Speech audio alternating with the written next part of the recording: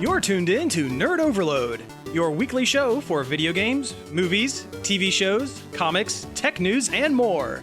Now your hosts, Cody Pennick, Samantha Cross, Sam Dunham, and Josh Harrison.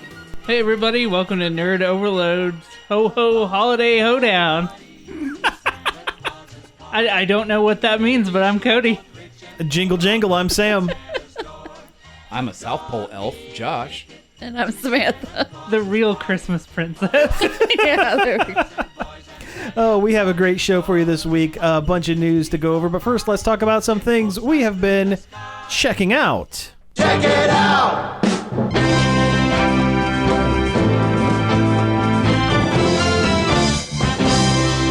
Santa's coming to town! Santa! Oh my God!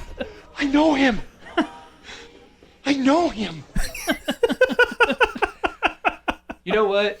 You are a true king. Oh, thank you. Thank you. You said Jingle Jangle, and it reminded me that we did, in fact, watch that movie, Jingle Jangle. Oh, okay. What is Jingle Jangle? Let's talk about it. It's a Christmas movie on Netflix with, who's in it? Forrest Whitaker? Yeah.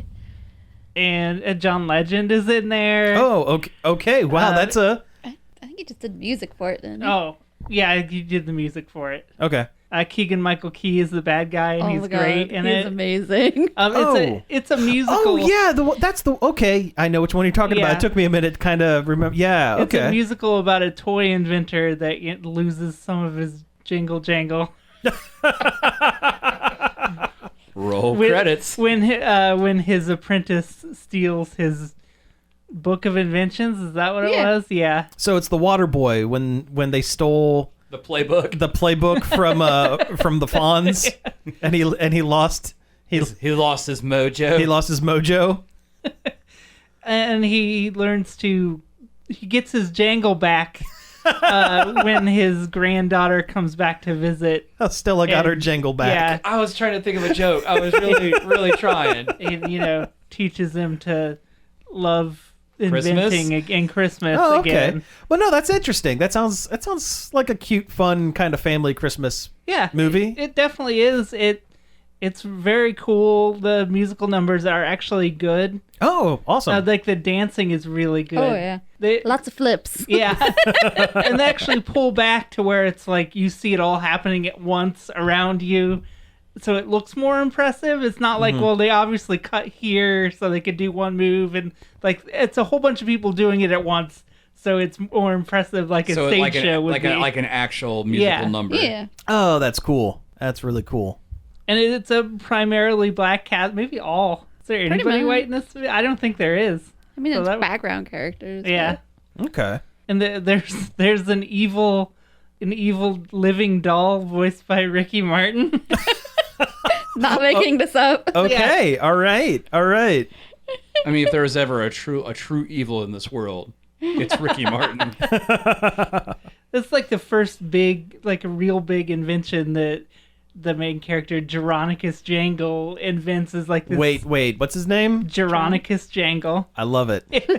It's like this sentient, like Hispanic matador doll that's actually evil. Oh my God, that's awesome. He made like a huge narcissist doll, and when the doll hears it's going to be mass produced, he's not into that. He wants to be the one and only sentient matador doll voiced by Ricky Martin.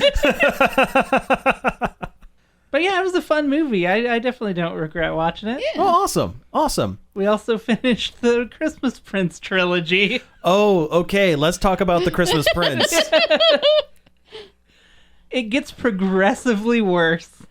Crazier. Yeah, actually, by the time we're on the third one, it's so buck wild it comes back around and it's kind of fun at that point. The second one's okay, but yeah, the third one when they go to the royal dungeon. Yeah. And the royal hackers. Oh, is it not that kind of dungeon? Oh no, it's an actual dungeon. It's a literal dungeon. They lock the queen and the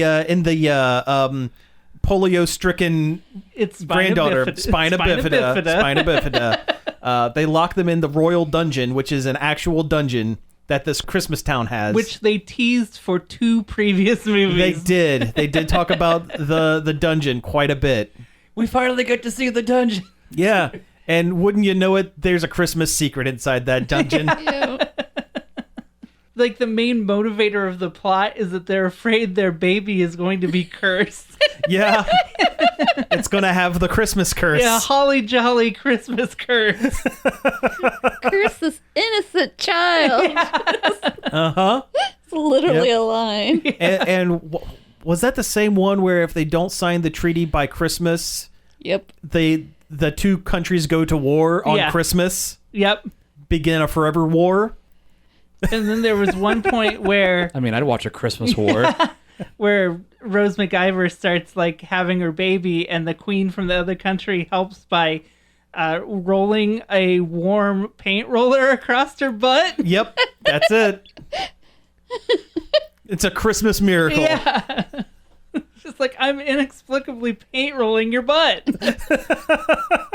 That's weird. Yeah, it was. I don't know why they were doing it, but it was a paint roller and it was on her butt. Or at least close enough to where it looked weird. No one's like, Everybody knows you can soothe a pregnant woman by paint rolling her butt. I mean, if we have any midwives or gynecological doctors, maybe they could explain that to us. You know, send us Call an in, email. let us know. A hot towel on a paint roller. That'll do it. That'll do it every time. Well, I'm glad you guys have experienced the Christmas Prince trilogy. Now we got to do the princess switch. Arguably a more enjoyable set of movies. Vanessa Hudgens can play 2 out of 3 switched princesses very well. That third one wasn't super great, It was a stretch at that point. she can do American and British. That's about it. But hey, she tried. Well, keeping on the Christmas movie theme, one more. One more? Rose McIver's pregnancy acting was abysmal. Oh, it was awful. There were some times when she was like in pain where I'm like, I don't understand what's going on. Are you having the baby? Are you in pain? And it turns out she was just like bending over to pick up a slipper. Yeah. I was like, what the heck was bad. that? It was bad acting. Like it was literally confusing what was going on. Yeah, you watch that scene and you go, oh yeah, I see where they got the Power Rangers acting from. It's this right here. Because like on iZombie, she was a She's brilliant great. actress on Yeah. iZombie. Yeah. This one, she was clearly picking up a paycheck. Yes, it was paycheck time. Yeah. It probably wasn't her fault. It was probably bad direction. It was probably bad direction, but still. All right, so the Christmas movie I watched because you got to. Did I talk about Christmas on the Square? No. Yes, Maybe a little bit. with Dolly Parton. Yeah, as an angel. As an angel. Because she is an actual Because she is an actual real life angel. Yes.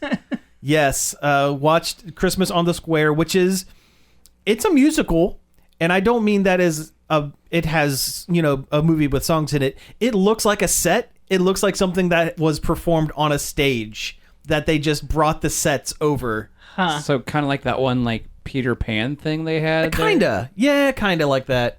But I mean, a little more more to it. A little more to it than that. But there's maybe like 4 sets, and the Square is definitely a set, and there is choreographed singing and dancing, and also Treat Williams is there.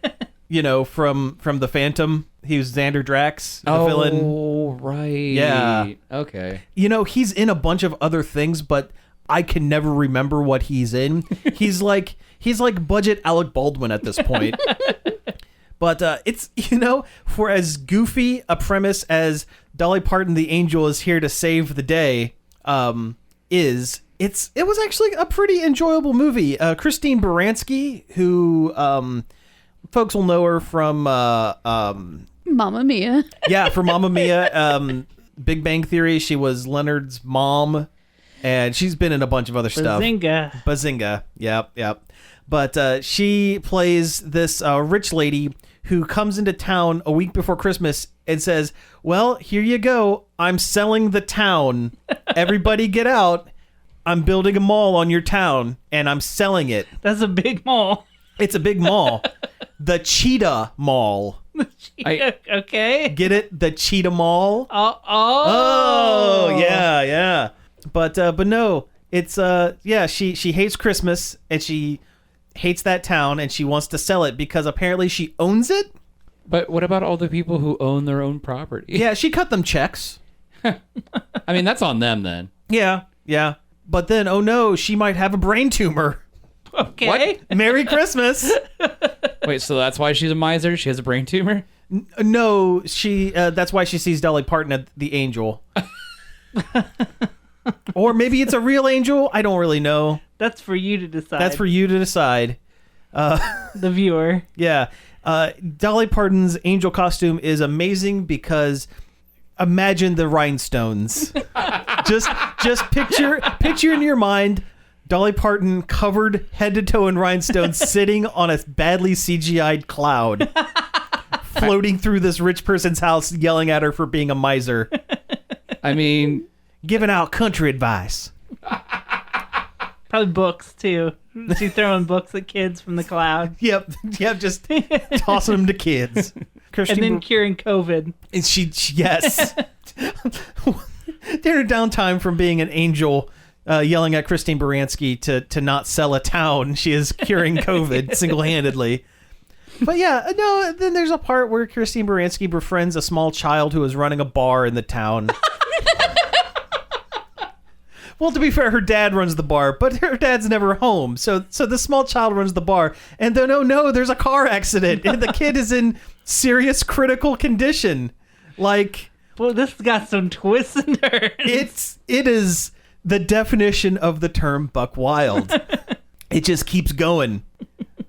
I don't want to spoil it, but I mean, I did talk about the rest of the movie, including the part where a child runs a bar.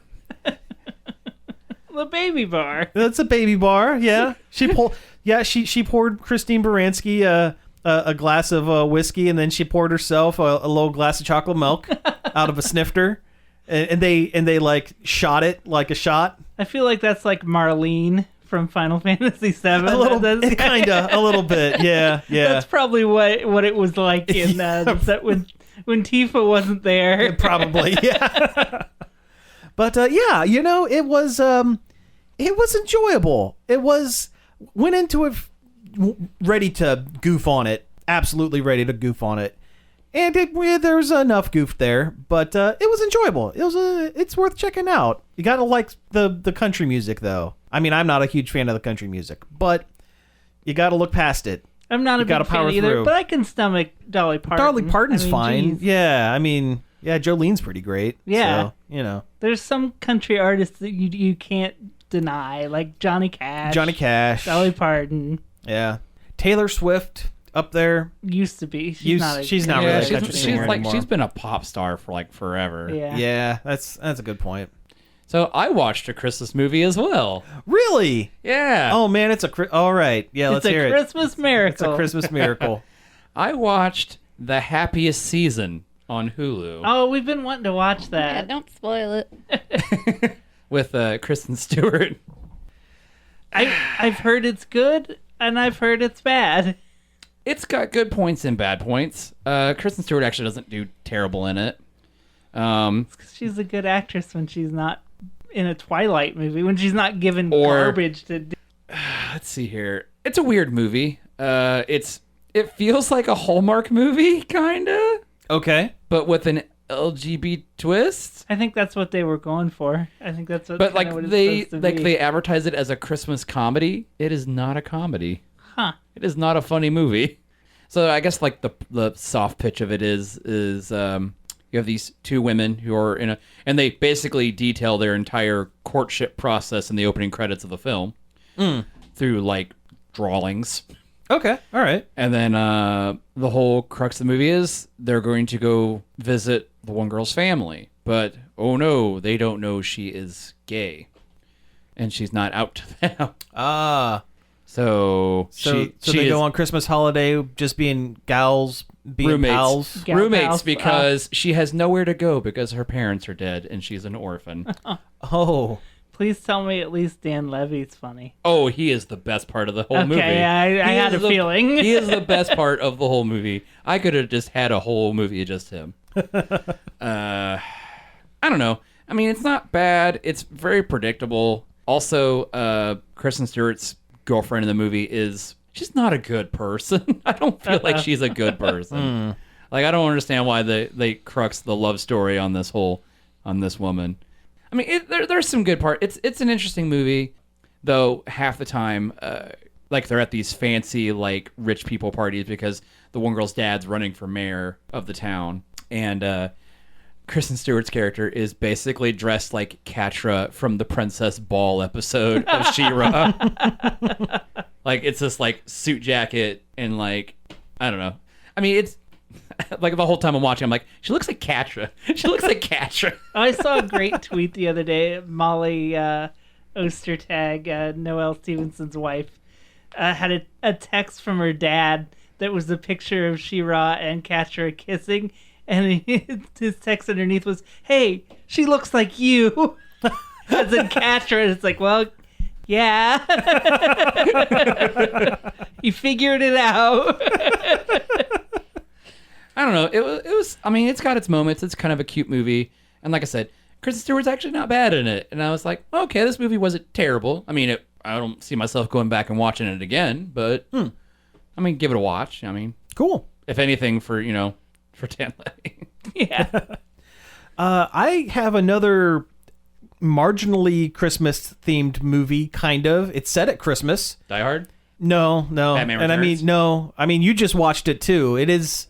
Oh. It's only 15 minutes long. We saw the last 5 minutes. Yeah, you saw the important bits of it. That's right. I'm talking about the Lifetime movie / KFC chicken, a commercial mini-movie, Recipe for Seduction. With Mario Lopez. Starring Mario Lopez. As Colonel Sanders. As Colonel Harlan Sanders. That's right. So... K.F.C. Slater. Oh. Perfect. I'm glad it's 15 minutes because 16 minutes would be too long. It is just long enough to hit every trope of these bad, low-budget movies. Like Lifetime movies or made-for-TV Hallmark movies or whatever. It was almost like watching like a telenovela in English. Yeah, I got that vibe from what I saw. Yeah, almost like a clip show of like an episode. Like if someone took a YouTube, like if someone took an hour-long episode of like a soap opera, like a Days of Our Lives. Yeah, and just cut like all the fat out. There's no, I mean, it's all lean. It's all lean meat on that bone. Covered in 11 herbs and spices. Secret recipe. Yep.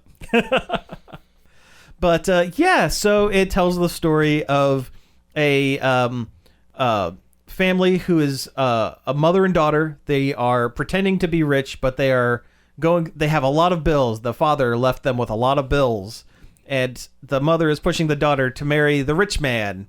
But oh no, here comes Harlan Sanders. The new chef. The hunky chef who has aspirations of greatness. Of a secret recipe that could change the world. They mentioned that like 8 times in 15 minutes.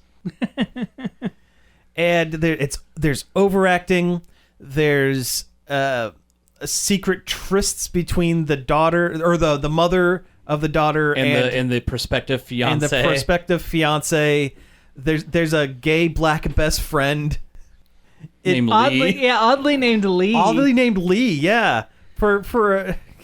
You would. How did they get away with that? Yeah, a chicken-based movie having a character named Lee. Yeah. I mean, how big of a chain is Lee's Chicken? Is it just around here? Is there more? I thought it was a national chain. I thought Maybe it was it's not. Yeah, I don't know. The one in Marion's the only one I know of. That's true. That is a good point.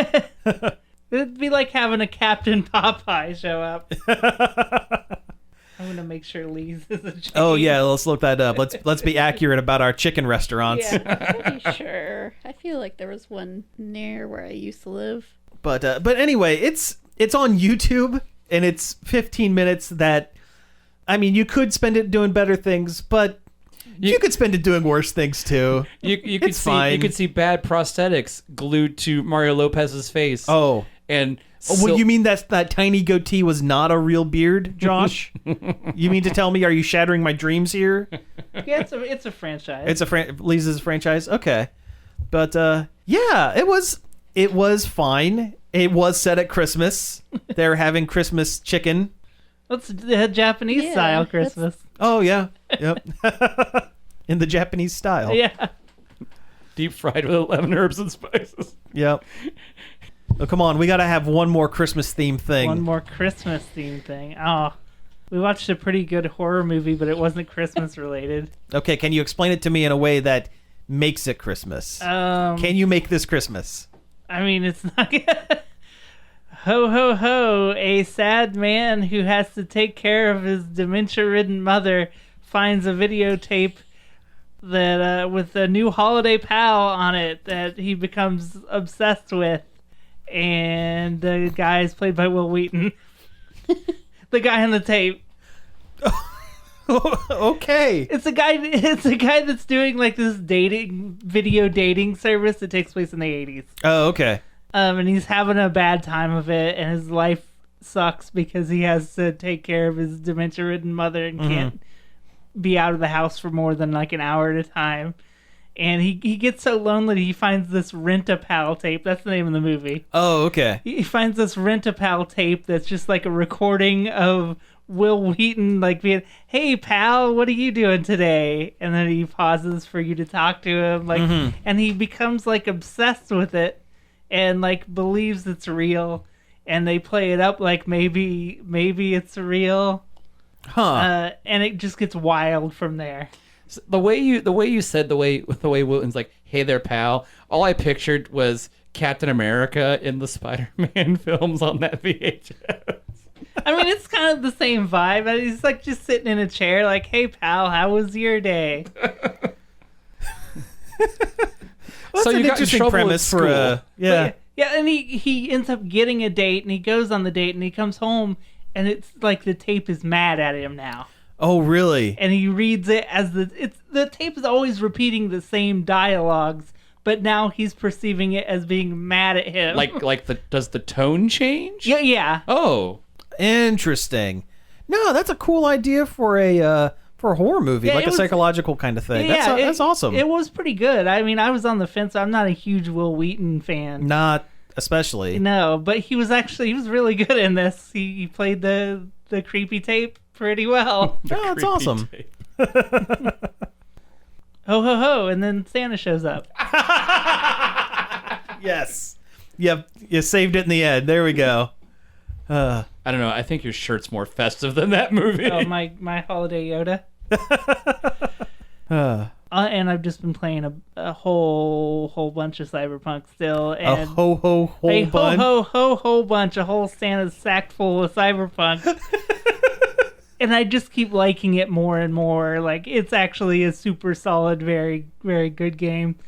Asterisk if you're playing it on PC. Yeah. Which we'll talk about that later in the show. Yeah. And actually, you know what? Let's go ahead and take a break here. And when we come back, we'll get into some news. Hey, we're back. That was I Am Santa Claus by Bob Rivers. A personal favorite Christmas song of mine. A yearly tradition here on the Nerd Overload holiday show. Ho, ho, ho. It's the holiday show. It's the holiday hoedown. All right, so hey, let's go ahead and get into some news.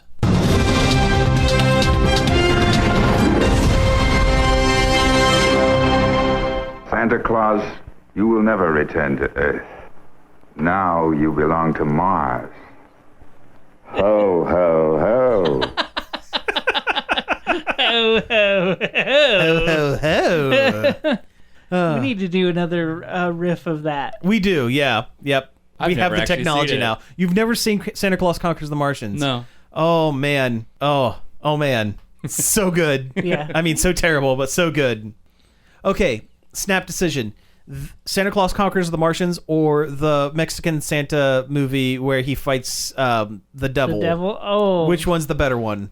Oh, they're both so good. Isn't the other one just called Santa Claus? I think it's just called Santa Claus. They're both pretty wild. They're both wild. Oh, I want to say Conquers the Martians because it's a better movie. Yeah, I think it's It's a more coherent film. Yes.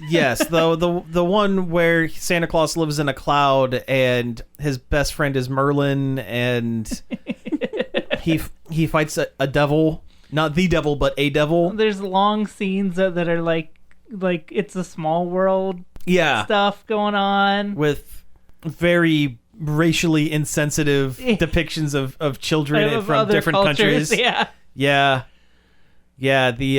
When Santa spies in on the African country, that was not. Oh no! Yeah, you know what? It's not a hard choice. It's not a hard choice, actually. Yeah. Now that I think about it, huh? Well, there we go. There we have it. Anyway, let's get into some news. Let's do Cyberpunk. That was the last thing we talked about before the break. Let's go into Cyberpunk now. Cream. So, yes, Cyberpunk 2077 is a very popular game that has been released. It's been a week now, right? It's been maybe infamous. At this point, it's getting to be more infamous. The game's having some issues, and on your low end consoles, on your baseline PlayStation and Xbox One, it's getting like 15 frames per second, it's 720p, looking like a PS3 game, and it crashes a lot. Apparently. Constantly. It's not great. It's not a good look. No, especially for a game company that prides itself on crunch culture. Yeah, and which is not good either. Yeah, and push back the release date many times. And it's been working on the game for 8 years. The game should have run the best on last gen consoles, because that's what they were developing it as. Yeah. Available when they first started development on it. Yeah.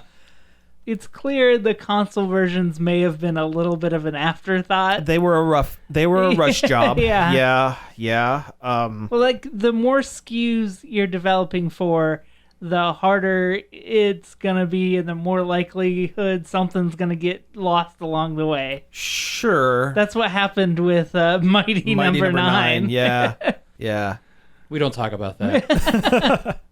but I mean, there's it's having trouble running. There have been a lot of weird glitches and stuff. I saw one where someone did a non-lethal takedown on an enemy, and somehow it bugged out, and that enemy turned into a set of patio furniture. The reference ID in the game got mixed up, and it was textured differently. It was clearly from another section of the game that just popped in. You ever hit somebody so hard they turned into a lawn chair? Pretty much, yeah. One I've seen a lot of times and these are primarily in the I don't want to call them the old, the outdated gens, because the new generation is so new. I want to say previous gen, recent gen. One of the big ones I've seen is when you try to drive in a car or ride a motorcycle, you end up T-posing through the roof with your pants completely gone. And this is a game with full frontal nudity. Yes. I mean, when you're T-posing it, you're just asserting dominance. I had a romantic encounter with another character today, and my hair didn't load during the romance scene, and then later in the scene it did. Oh. So half the time I looked like a bald mutant. Because, just the shape of the head is weird, because there's supposed to be hair on it. Hair, yeah. It doesn't look like a regular bald man. It looks like a bulbous alien bald man. like your Mega Mind or something? Yeah. Yeah, and... it really takes you out of the scene. I mean, I imagine it does. And, along with some of the... these are fun goofs, fun bugs, fun goofs. I mean, hey, it's a cyberpunk world. Bugs and crashes are kind of part of the aesthetic, right? Who says your cyberware isn't going to make you T-pose on a motorcycle? Totally pantsless. Yeah. But no, there was another one. Now this fortunately has been patched out, but we should probably mention it. And I'm talking about the brain dance scene that was not checked correctly for folks with epilepsy. The scene in question had very, very fast flashing lights. Well, yeah, there's a light in front of each of your eyeballs in the game, and it flashes very fast. Yeah, like some sort of weird eye test. Yes, and it is almost guaranteed to give anyone who is sensitive to epilepsy either, very nauseous feeling, if not a full-blown epileptic seizure. Yeah. And something I also heard about this, so I follow a couple of Twitch streamers, and they were playing some of the game. They ran, and there was supposed to be a setting in the game where you could turn off all DMCA music. DMCA is a copyright thing. Yeah, any licensed music it wasn't supposed to play. Right. They missed a whole bunch, and I mean a whole so many they couldn't list them. Wow. And one of them happens during that brain dance scene. So the way the guy looked at it, it's like he described it. So this game is actively out to hurt me in my livelihood. So while I'm playing the game live on stream and seizing out because of the flashing lights, the copyright bots are coming in and taking down all of my channel. Wow. Yeah. So it's had some issues. In the words of Prince Zuko in Avatar: The Last Airbender. That's rough, buddy. Ah, dang it. Yeah, I gotcha. I got it. All right, so CD Projekt Red, they came up with a solution to this, right? They are doing like a refund thing. Is that correct? They said first they're like, hey, get a refund if you have to. Just ask you where you bought it from, the storefront. Without telling the storefront. Yeah, that's the issue. They forgot. They said, just contact Sony and Microsoft. They'll refund it. Never said anything to Sony or Microsoft, and that kind of burnt them a little bit. Once again, it's like they're forgetting that console versions of the games exist. Yeah, because on PC you can just get a refund on Steam. You can get a refund on GOG, which is their own storefront. So they're going to give you a refund. Yeah. But not on Sony or Microsoft, where there is their store, which there is no refunds whatsoever. Yeah. There's always a warning when you buy something digitally. It goes, hey, you can't return this. Yeah. Although I did see Sony is now, they said that they're going to accept refunds up until December 21st. Also, they like 2 days. A couple days. Well, it's better than nothing. Yeah. But also, they removed the game from their digital storefront, so you can't currently buy the game digitally. Which seems a little overkill, I think, because there's garbage uploaded. Barely working garbage video games get uploaded to their stores every day, and they don't make a big stink about it. I think part of it is, I don't think it's that the game is a buggy mess that sometimes doesn't play. I think it's the offering a refund without contacting Sony to get the okay on this first. And I bet you this is Sony kind of going, okay, you want to play that? We're going to make an example out of you. Which Microsoft then followed suit, and they've taken it off of their store. Yeah. Even though I've heard it does it if you've got an Xbox One X or the new Xbox, it's not that bad. It's apparently pretty passable on those two. But you said you've been having a lot of fun with it on the PC. Yeah, it's fantastic on the PC, and it doesn't run any buggier than like a Skyrim. Maybe less so. Well, it's Bethesda. Yeah. I mean, I've seen weird things, but I've never had anything game breaking. The worst thing that's happened is I had to reload a save once because a trigger to exit a brain dance didn't come up. Okay. But it cost me 5 minutes of game time. Like, it wasn't a big deal. Gotcha. It's never crashed on me. And it's not like it's a recurring issue. Yeah. I mean, the worst that happened is just weird graphical glitches. And that's almost fun. Yeah. That's part of the fun of playing some of these games. One time I called for my motorcycle and it came flying out of a third-story window of a building across the street. Nice. And that was just awesome. That's pretty metal. It's like, what was it doing up there? Yeah, I just assumed it's up there with like 4 other motorcycles playing poker. Yeah, just hanging out. And it's like, I gotta go. It's like when you call for your horse in like Red Dead or something and it falls down a mountain. It's nothing different than like the weird stuff that Roach would do in Witcher 3, like end up on a roof or like floating over a dock or something. Like, it's just video game It's stuff. video games, yeah. That every open world game especially has. Yeah. Because there's a lot more factors in there. Yeah. You have to accept some of the jank for this gigantic, humongous world with a million variables.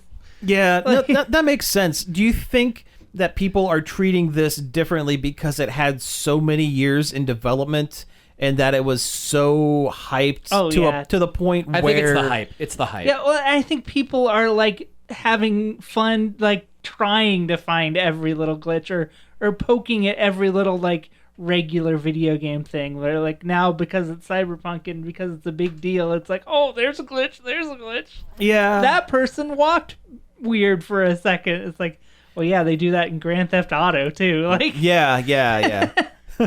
I've seen people complain about the cop AI and like how they work, but like, it's not Grand Theft Auto. Like, that's not what the game is about. The game's not about fighting cops. Like, you're in a lawless future dystopian city. Like, they're not gonna work the same as reality. Right, yeah. And even then, the cops in Grand Theft Auto don't work like reality. No.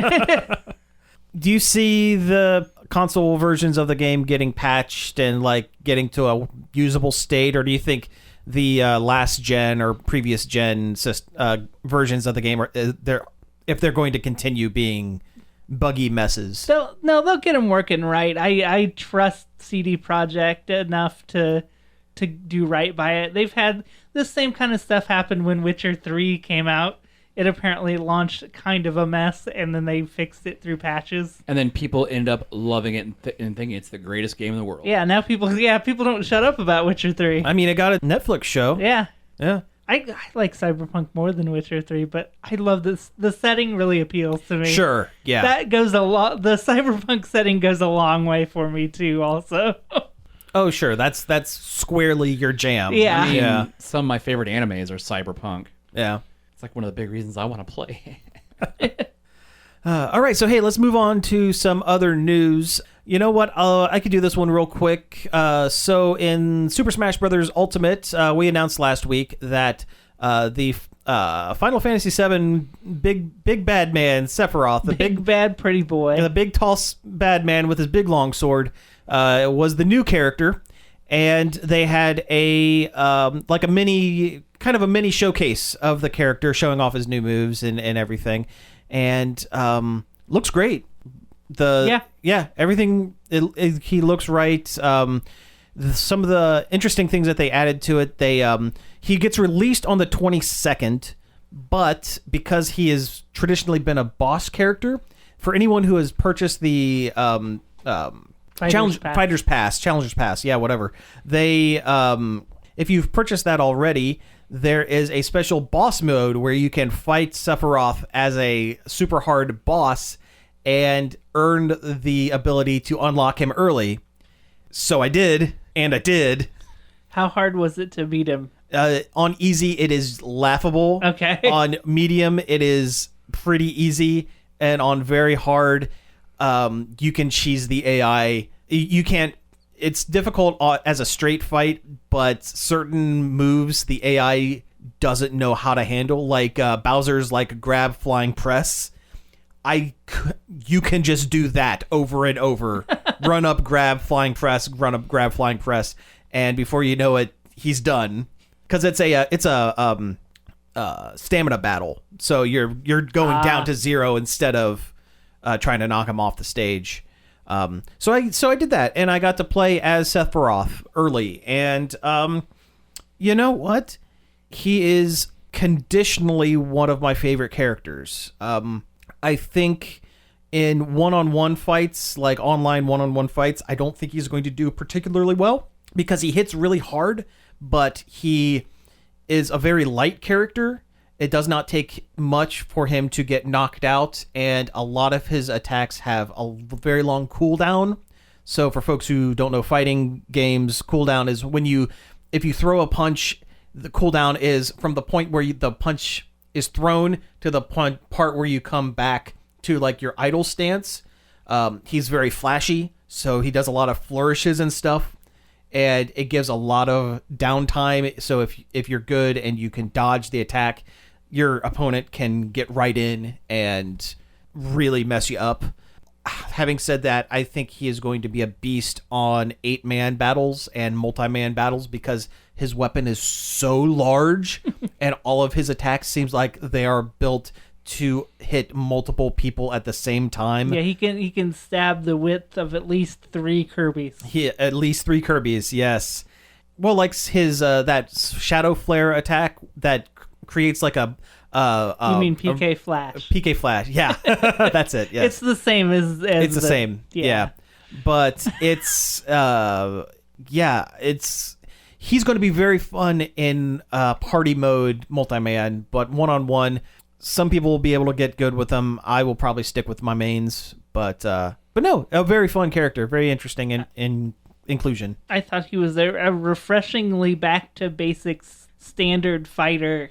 Oh yeah, which is refreshing after the last several very complicated characters. Yeah, he reminds me a lot of Joker, the P5, because with his that wing. The one wing that he gets, that one wing. The one-winged angel wing. The one wing that he gets reminds me kind of Joker's... Arsene. Yeah, his whatever stand or persona. Yeah, that's his it. Stand. Yeah. Basically. Yeah. But yeah, it's a lot of fun. Worth checking out. Worth picking up. His down B being the the cinematic kill stab. Oh yeah, and it goes through floors and stuff. It's wild. Oh wait, so you could stab like people underneath you? Oh yeah. Did you not watch the direct? No, I watched it. I you watched notice. it? Okay, yeah. No, yeah, you could stab people through floors. Also, his final smash is Supernova with the math showing with up the on weird screen. math and the meteor exploding every planet in the solar system. Yep. Oh, it's super good. I don't think we're getting any more Final Fantasy characters. Oh no. No, absolutely not. I truly believe that they initially wanted Sora from Kingdom Hearts. I bet you anything they said, okay, let's get another Square Enix character. Sora's popular. He's another lead. Let's put him in the game. Square Enix said yes. Disney said no because Disney owns half of Kingdom Hearts. Man, Sora would be interesting because his range is really short and he's fast. Yeah, but when they said no, Nintendo was probably like, okay, well, hey, what else do you have? Hey, how about that big tall jerk? I mean, he's a fan favorite on the internet. He is. I think the stage is kind of a letdown, though, because it's another one of those like plain old stages where a video plays in the background. Yeah. The video looks nice. It looks very nice, and it's very long. I don't think anyone's ever going to get to the end of that video that they play in the background of the stage. It seems like there's the crater, isn't it? It plays the entire thing with the holy materia, and just the whole end of the game. Final Fantasy VII. Yeah, it's spoilerific. I kind of wish they just would have did a more standard Final Fantasy themed stage and had other characters show up like the King of Fighters one. That would have been cool. Yeah, but no, I'm overall I'm happy with it. It's fine. It's cool. We're getting Barrett and Tifa and Aerith Mii costumes, and those are fun. And Gino too, isn't it? Oh God, Gino. Yeah, Gino, the dumb puppet from Mario RPG. That everyone seems to love so much. I don't understand. I don't get it. He's not that cool. He's not. He's really not. He's not even that good of a character in the game he's from. And people seem to absolutely lose their collective minds over this character. And yet we still can't get Waluigi. Never. I was always Mario, Bowser, and Peach. Yeah, because that was my Mario RPG party. It's Mario RPG, not Cloud Boy and Weird Puppet. Yeah, Weird Space Puppet. RPG, yeah. All right, no more complaining. Let's move on to something else. And I had a good idea of who the next fighter would be, but I forgot what it was. I said it the other day. It went Someone from Monster Hunter. That's right. The next one could be a Monster Hunter to go with when the new Monster Hunter game comes out. That makes a lot of sense. Also, it would make Rathalos seem less out of left field for the game. That's true. I forgot they added the Rathalos. Yeah. I mean, Nintendo paid like $2 million to Capcom to get them to put that Monster Hunter game on the Switch. Oh, okay. So yeah. they have that more than a little horse in that race Yeah. of making that game successful. If they do that, I hope they don't have a sword. Well, I mean, there's plenty of options. I mean, there's the other weapons, sure. Yeah. Give him the spear, give him the gunbow. The gunbow, Give yeah. him the horn. The hunter's horn. Yeah. No, that would be good. Yeah, I can see Monster Hunter, and like every other color variation flips between male and female. Yeah. That would probably be the way to do it. That's my guess. Yeah. Do you think the last character is going to be a permutation of Master Hand and Crazy Hand? I mean, it could be.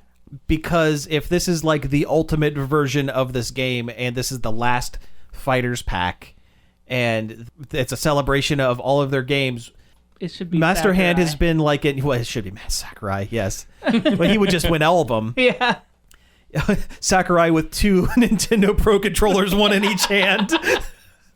Oh, maybe it's like a Pokemon trainer situation where he's standing in the background and the two hands are like, and he's controlling them with one Pro controller in each hand. No. Power gloves. Oh, there we go. Yeah.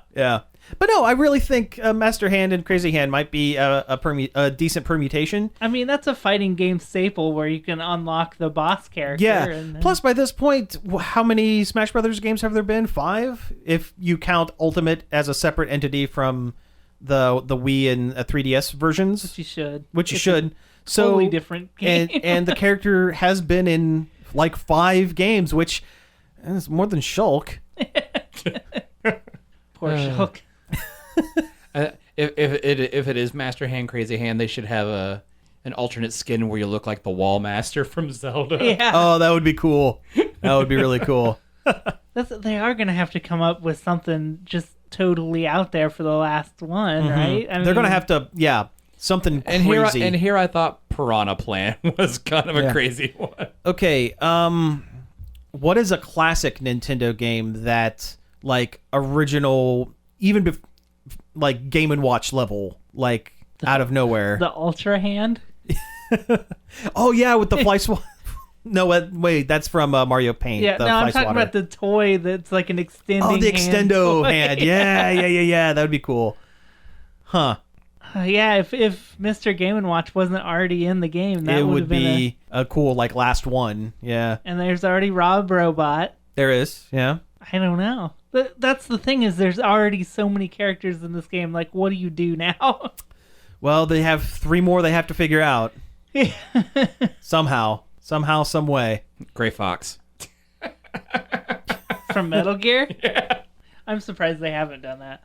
Well, now Metal Gear is just kind of in... Yeah, weird limbo. Yeah, weird limbo. Yeah. I mean, I kind of hope it stays gone. Like, as much as I love Metal Gear Solid. Yeah, it doesn't need to exist without Kojima. Exactly. What? Sam Strand. Sam Strand Bridges. Strand Bridges from Death Stranding. Oh. With that weird baby on his chest. They'd have to come out with a Switch version. Well, that's true. Well, I mean, they could. That game doesn't have to look as nice as it does, and it would still work. It would be fine. Yeah. If that game looked as good as Breath of the Wild, that'd be fine. It'd be fine. All right, we have time for a very quick one last one. We gotta talk about Super Nintendo World first, Let's do it. we watched that 15-minute video for nothing. Okay, yeah, let's talk about it. They showed just today. Nintendo released a direct specifically about the upcoming theme park, Super Nintendo World. And it was Shigeru Miyamoto walking us through the theme park, showing us a few neat things that are in it. And by God, it looks so cool. It's very cool. Yeah, now this is a part of the Universal Studios Japan. And it's so amazing. It's literally going through a pipe and walking out in To Peach's Mario. Palace. Yeah, into Mario World. Yeah. It's so cool. Like There's all the animatronic characters like moving around in the background. And at one point I was sitting there and I was like, is that a video or is that an actual thing? And no, it's a stupid robot moving back and forth. Yeah, and all the stuff moves around with like the same logic as it would in the game. Yep. So that you're looking at a mountain with a turtle shell bouncing back and forth between two blocks. Oh yeah. Spinning coins everywhere. And you get a little like wrist thing you wear on your wrist, a near field communication thing you wear on your wrist that lets you can punch the underside of the question mark blocks and it keeps track of how many coins you've collected. Oh yeah, that's very cool. Now they didn't get into what the coins do. Yeah, that was weird. They didn't explain why you would want all these coins. Yeah, and there's like an app that connect like on your phone that like shows you what all you've done and like how many coins you've collected. Looks like there's a coin cap for some reason. Yeah.